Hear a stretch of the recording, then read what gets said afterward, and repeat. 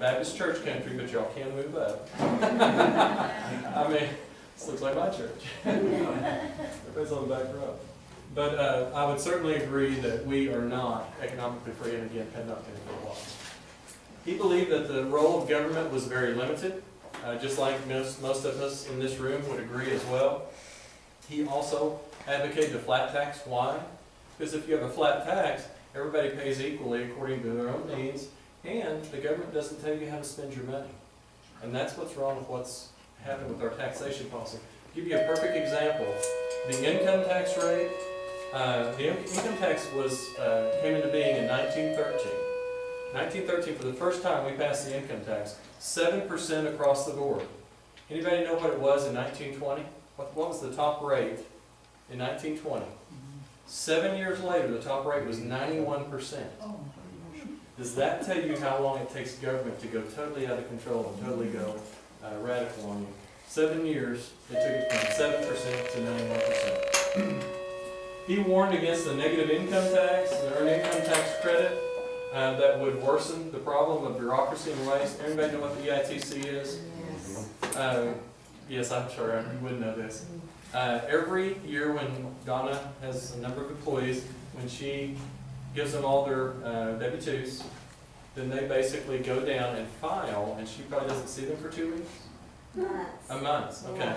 So basically what happens, the maximum payment on this, by the way, the earned income tax credit is a tax payment to people that pay no income tax.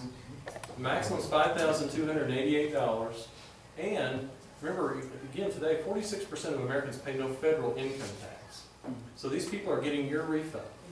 And it is a total welfare payment. It was set up actually under the Carter administration, and it has gotten worse ever since they continue to raise it. But again, if you couldn't get in and out of your office, and your office is next to TurboTax, you know why. First week of February, and that's why. Milton Friedman was an opponent of Keynesian economics, which basically says government spending is vital to macroeconomic outcomes, which basically means the government has to spend money rather than the private sector. And a lot of us, those of us that are what we call monetarist type economics person, would say that no, free markets determine what goes on in the economy, not the government. And finally, he was an opponent of the Federal Reserve Act and its ability to control monetary policy. Now, there are a lot of people that are divided on this. There are people that say, okay, we do need a Federal Reserve, but it's their ability to control monetary policy that is the major problematic piece there, and that is what is going on, and we'll talk about that a little more. Robert Latham Owen, not quite as popular as Milton Friedman, but a little closer to home. He was born in Lynchburg, Virginia, and actually this is wrong. It's Lynchburg, Tennessee that's the home of Jack Daniels. No, I put that on there just so you're paying attention. He was actually one of Oklahoma's first 2 U.S. senators. Oklahoma becomes a state in 1907. We elect 2 people to U.S. Senate. One of them is Robert Latham Owen. He was the founder of the First National Bank of Muskogee. He was also half Cherokee Indian, very influential person in the Oklahoma Territory. He gets elected, goes to the U.S. Senate, and then 6 years later, he authors the Glass-Owen Federal Reserve Act. Yes, folks, it's our fault. Right here in Oklahoma.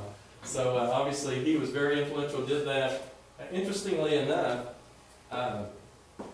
Glass, that was his House author, he was the senator, ends up later becoming Treasury Secretary. And you've all heard of Glass-Steagall, the bill that kept the commercial banks and the community banks separate. Glass was the author of Glass-Steagall. So he was a very involved person for a number of years in U.S. monetary economic policy and all that. Robert Owen later became critical of the Federal Reserve, which he identified as causing the Great Depression. So he did, get religion in the end, basically. And he said it was their bias towards deflationary policies, and we'll talk about that a little more as well.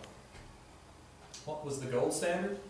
Most of us know this. Most of us don't know how this came into being, but a lot of this goes back to World War II and the years between World War I and World War II. But we had a situation where the Weimar Republic, which was the German government created after World War I, became unstable. And because of that, they had some hyperinflationary cycles, and a young corporal named Adolf Hitler took control of that country, and basically we fought a Second World War that my dad actually fought in, and we probably have maybe some other veterans in here as well. But the gold standard, actually at the end of World War II in 1945, they all met in Bretton Woods, New Hampshire, and came up with what they called the Bretton Woods system. Every country basically in the world, every major country, had to come up with a bullion backing for their paper money. The United States chose gold, France chose silver, many of your African nations chose platinum, but it had to have some sort of a commodity. I think some of the Far East nations actually chose something other than bullion, but they chose a commodity. This worked great. The premise was basically that all paper money was tied to some sort of a commodity or a bullion. This worked fine until one major country decided to come off. Anybody know who it was? It would be us. In 1971, unfortunately, a Republican president, Tricky Dick Nixon, took us off. And at that point, the dollar became what we call a fiat currency. If you reach in your pocket, I thought I had a dollar or something here. Yeah, I do have one. But if you read on the dollar, it says, or this is actually $2 bill, backed by the full faith and credit of the United States government. Now that'll get you a cup of coffee, right? And basically, our money now is a fiat currency. It's not backed by gold or silver, and because of that, it only has value because the government says it has value, which doesn't mean a lot anymore. We saw with our downgrading last fall. Quantity theory of money. Money can lose its value through what? Excessive abundance. The more you print, the less it's worth. What have we been doing the last 2.5 years? Printing money like maniacs. We're going to talk about that in a minute as well. That leads us to the Federal Reserve Act. Created 12 Federal Reserve banks and the Federal Reserve Board. Does anybody know who appoints the Federal Reserve Board? Barack Hussein Obama. Same guy. And unfortunately, due to a number of early retirements, he now controls that board. He's only been in 3 years, but he has 5 of the 7 members that he has appointed on that board, and they're totally controlled basically by his appointments. It's become more political than it's ever become. As a matter of fact, when can you think of in history where we've set interest rates for 2 years at a time? When they used to always set them quarterly? Now they're doing that. Created Federal Reserve notes, or money not redeemable by gold or silver. Talked about that just a minute ago. Now here's the problem with what's going on with the Federal Reserve right now.